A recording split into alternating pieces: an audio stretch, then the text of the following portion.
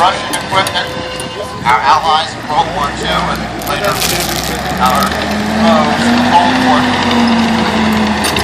and the German equipment, our foes during World War II, our friends now. Pretty much constant allies, at least through the last couple of centuries here. After the war fades into love to the British. We're going to run some British equipment right now.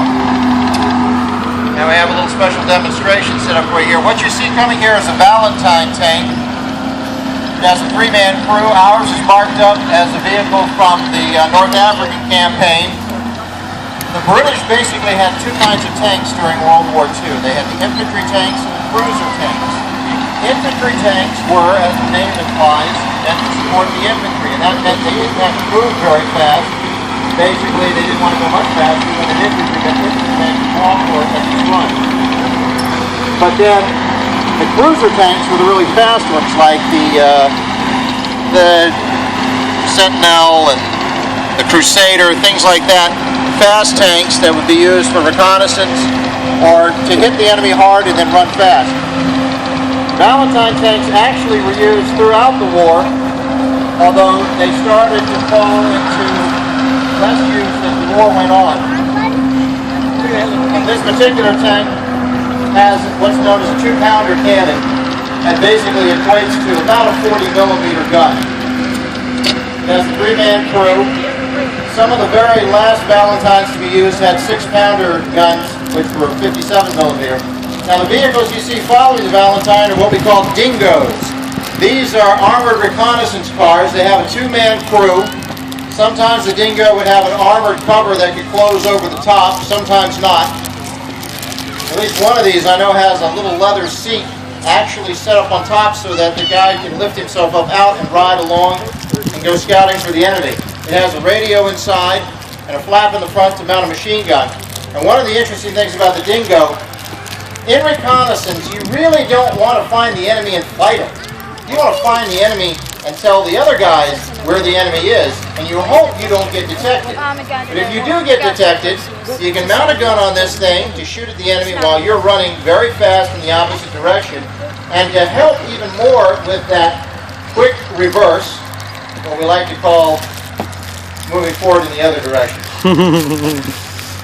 The driver's seat isn't mounted so that you're looking straight forward. The driver's seat is mounted at a little bit of an angle, about 20 degrees. So the driver's going like this as he drives, but if he has to put the vehicle in reverse, he reaches down, shifts gears, and then looks over his shoulder and backs up because the seat's already canted in that direction.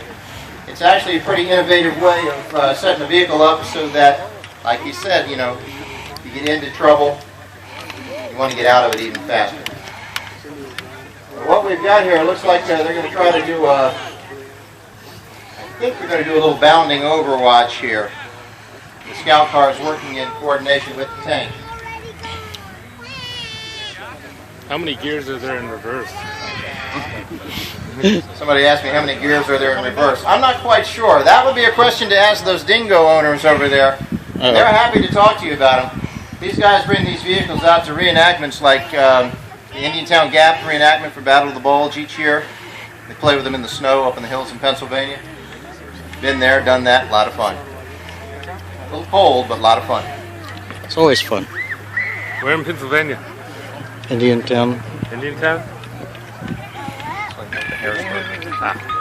It looks like these scout cars are moving ahead of the tank.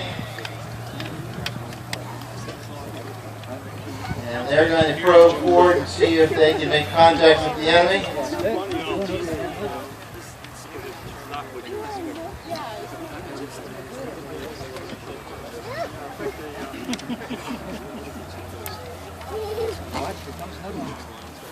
Looks to me like while this one maintains its position, the next one's probably going to move around behind it and then move forward into the next position.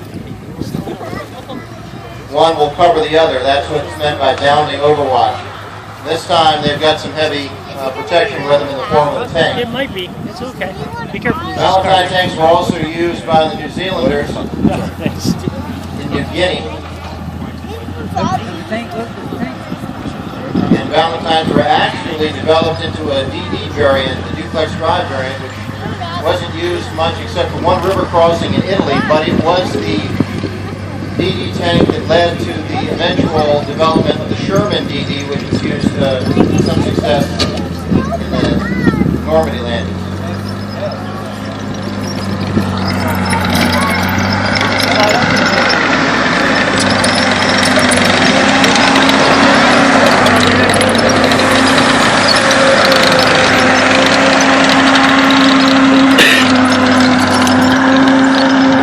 This is not good for someone that has allergies.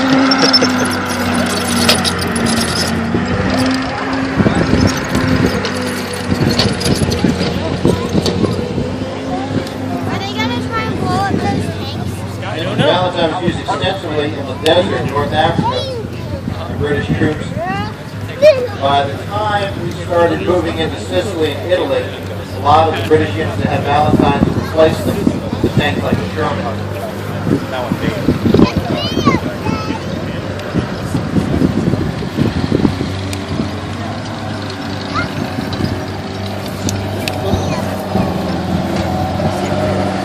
You'll notice a couple of these have Bren guns, and there's one right now firing its Bren gun.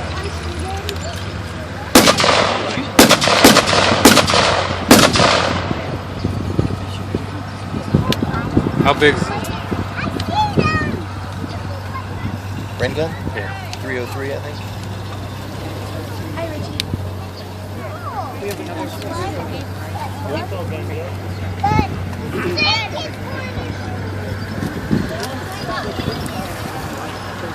You'll notice now he's using that backup technique to get away. Looks like his is indeed faster than his approach. That's so loud.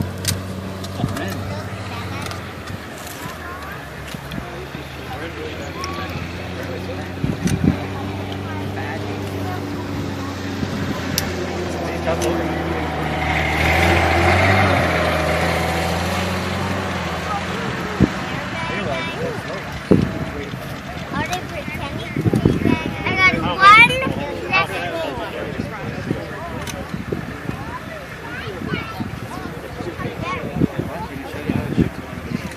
Pick me up again. Pick me up again. Where are the bad guys? Where are the bad guys?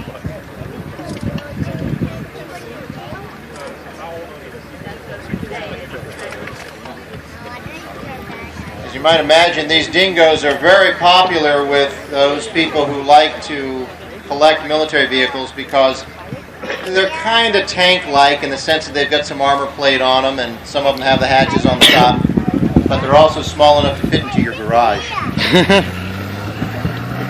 Wasn't MPG.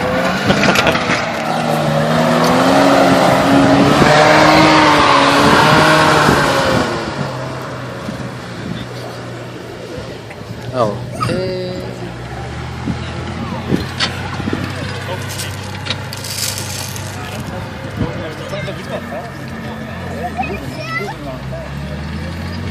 You can see now that that dingo is actually able to move at a pretty high rate of speed.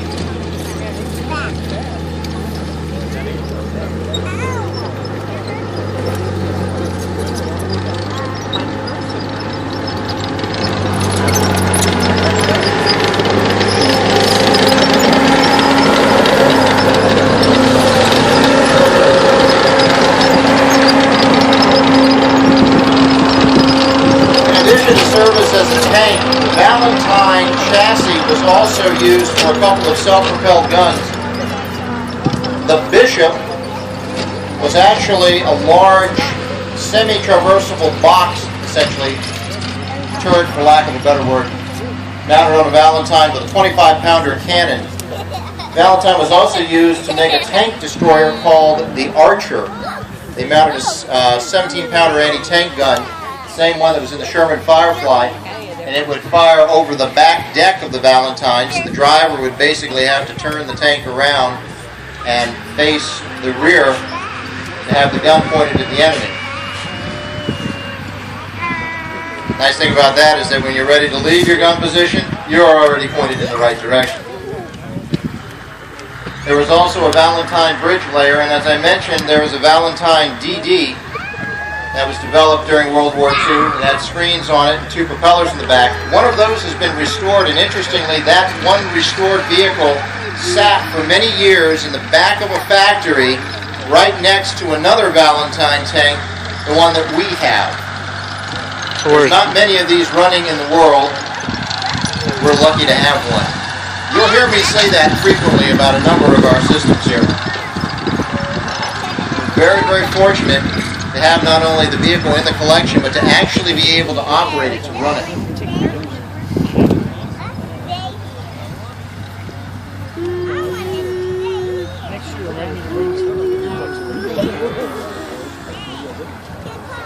Every year, some of the volunteers here at the Tank Museum go over to England to the War and Peace show.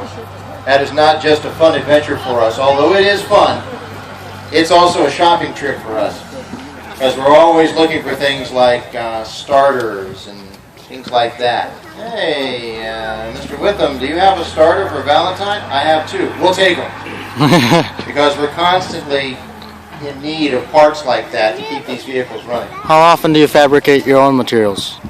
Somebody asked about how many times, or how often do we fabricate our own materials. Sometimes we can do that. It just kind of depends on the vehicle and what the situation is. For something like the Chaffee tank back there, it has twin Chrysler engines. We can go to Napa and get spark plugs for that. On the other hand, we have a half track back in the shed. It has issues with the starter constantly. It's a Tatra vehicle from Czechoslovakia. Anytime we can get Tatra starters, we just always buy them because we know they're going to break eventually. So there you have the Valentine, one of our British vehicles, and a couple of Dingo scout cars giving a demonstration of bounding Overwatch.